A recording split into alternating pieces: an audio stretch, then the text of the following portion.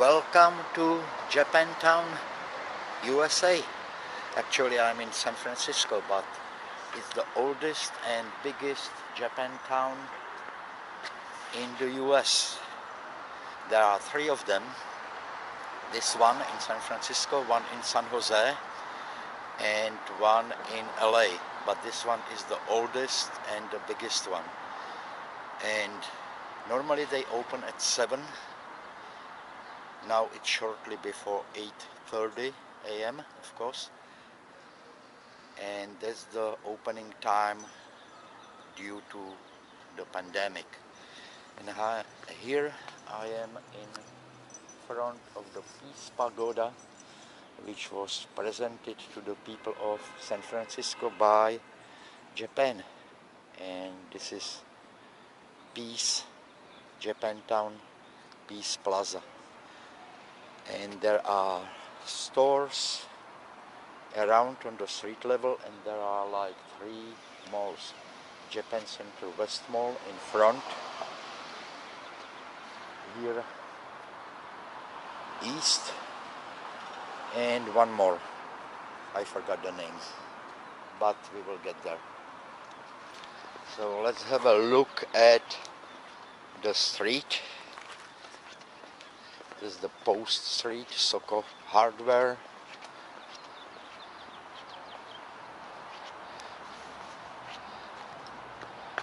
And when I cross the street, I see Japanese style buildings. So maybe let's have a look since we have some time. So this is like a gate entrance to Japantown, and since I have some minutes before they open,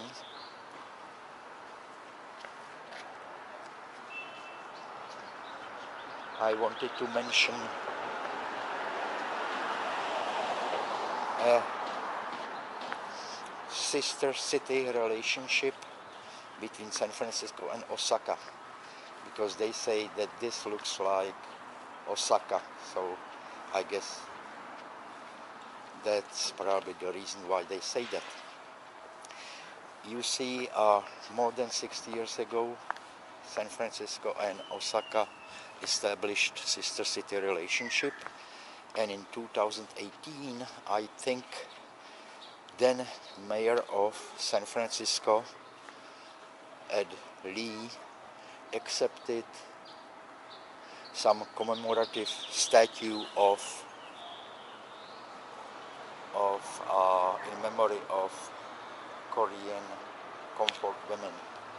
You see, during the Second World War, Japan occupied Korea and other countries in Asia, and they used Korean women as so-called comfort women for Japanese army. I think I don't need to go into much detail. You can figure out what that means, basically sex slaves. And Japan was reluctant for a long time to acknowledge the sins and crimes of the past. And when Ed Lee did what he did, mayor of Osaka got pissed off and severed the relationship. So every nation has some dark chapters in their past, and so does Japan. And this is some little store, Japanese style. All the food, like what I saw in Japan, is on display, and it's made from plastic. Of course, it's not the real food that you would purchase, but it does look informative, can help you decide what you want. Let's see how it's different from Chinatown, which is like a mile or something from here. And I see a sign here that they still plan 54th annual Northern California Cherry Blossom Festival April 2021, which is this year, of course. So let's see if they have Japanese newspaper here.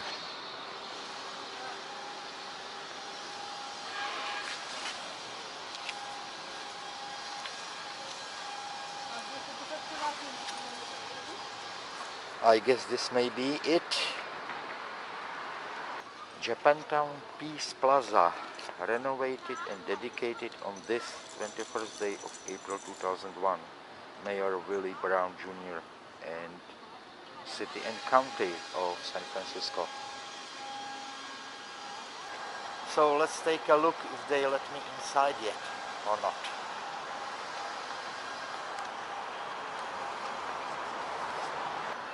Japantown was established in 1906, even though Japanese started coming to California in the second half of 19th century. And it was a thriving place, and it was a place where they lived and where they did business. But it all changed in 1942 during the Second World War, after Japan attacked United States. Overnight in 1942, all Japanese, and I am using the term Japanese loosely because the people were U.S. citizens, non-U.S. citizens, anyone with Japanese heritage was ordered into so-called intermittent camps. There were 10 of them, but let's call it what it is, or what it was. It was a concentration camp from the war to concentrate. And I don't want to put it on the equal level with the concentration camps in Hitler's Germany or in Europe.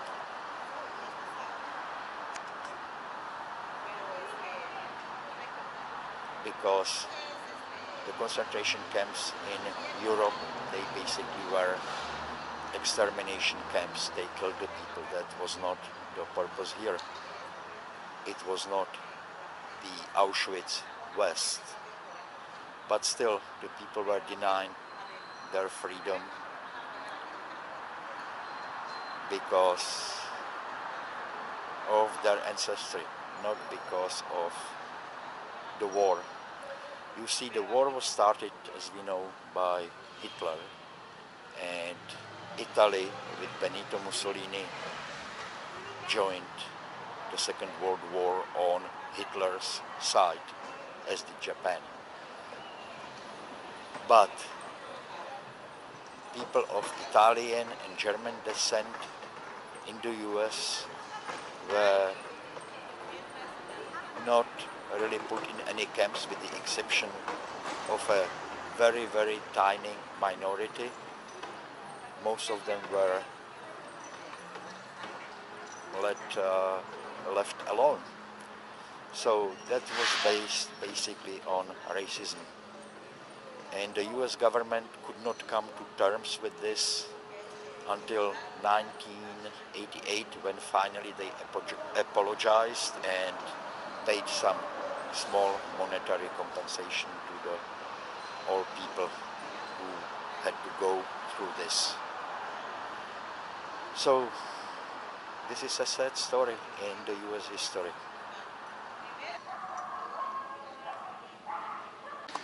So it seems that it may be open. Yeah, they say opening 8:30 a.m. daily. So let's have a look here.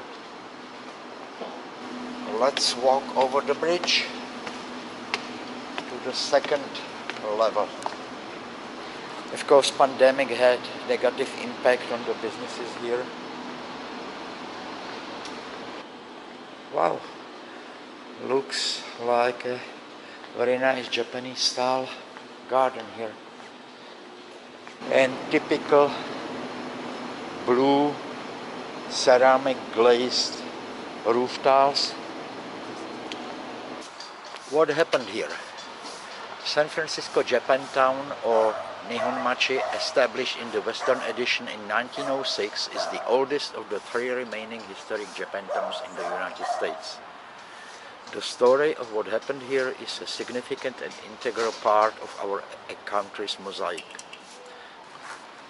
1988, H.R. 442, signed into law as the Civil Liberties Act of 1988, provides a formal apology and $20,000 redress to each of the 60,000 surviving internees and creates an educational fund.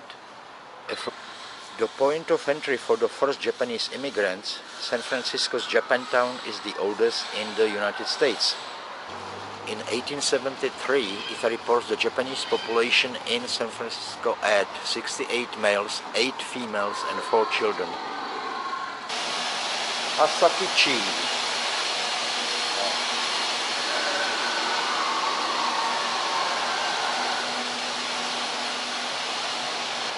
Do not stand or sit. Okay. Tempura platter. Yes, I do know tempura. But that's about it. And here, Japanese Nichibei Weekly. Japanese newspaper. Of course local, not from Japan. Sakichi.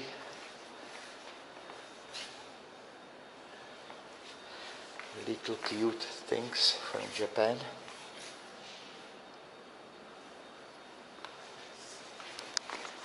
Lokomoko. That sounds familiar, but from Hawaii. Was it called Lokomoto? It was made from spam, I think. Does it look like a spam on top of rice and topped with the egg? I don't know. Okay, they do open at 8:30. Now it's around 9. But nothing seems to be opened, no store. I would like to get my favorite thing, coffee in the morning, but doesn't quite seem promising. Kinokuniya bookstore. I think that is a Japanese bookstore, like Japanese from Japan. Ten, tanning salon, who knows?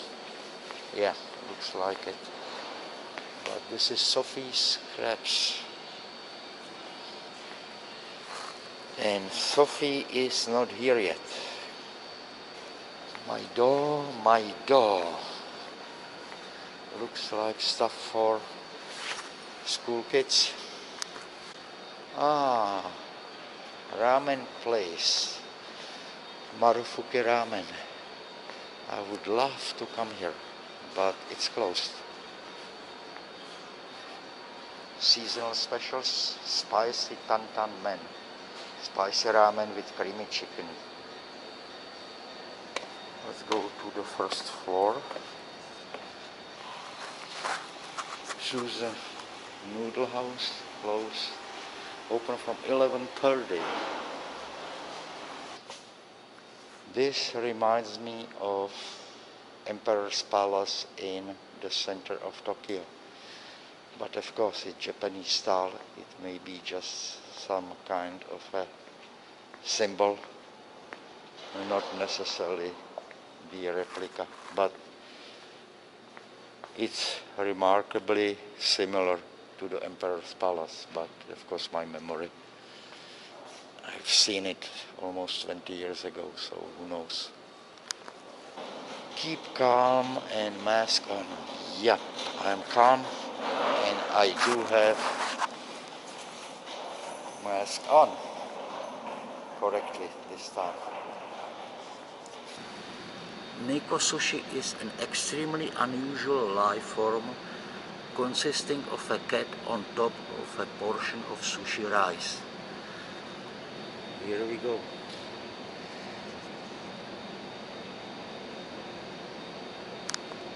And here is a little set of cat sushi on a keychain.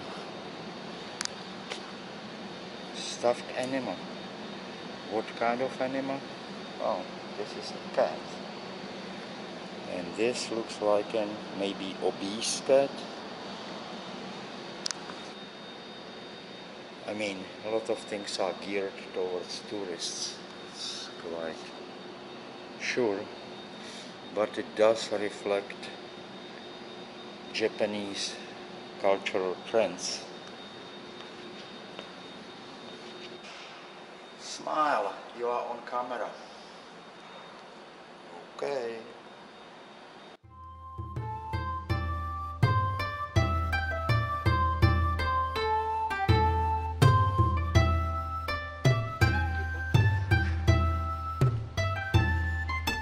They are opening at 11. They are getting ready and they are hiring.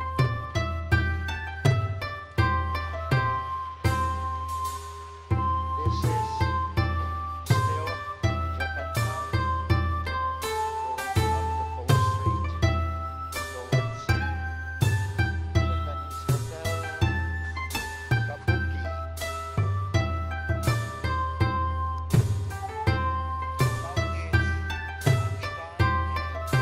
Now it's lunchtime and things look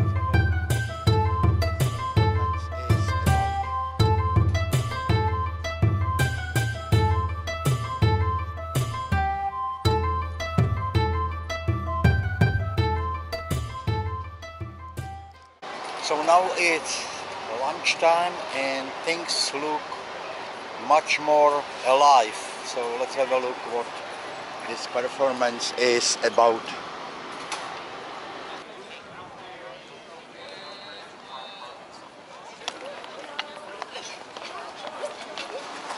And even here it's more busy. Well, people come for lunch, I guess. But I will not go through it again. It would be basically the same, just with the stores open. Oh, the sign says on the back Tokyo 2020, and there are Olympic rings. So does it have anything to do with the Olympics, or are they just reusing the clothes?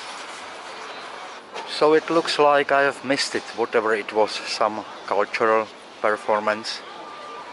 The lady over there is already packing the cables. So I think the main difference between Chinatown in San Francisco and Japantown is that Chinatown is a place where people live, work, shop, and tourists come to see. And Japantown is all of the above, with the exception that Japanese probably don't live here. There is not that many of them. So this is more a place to come to for shopping and entertainment than a place to live. But it still looks very interesting.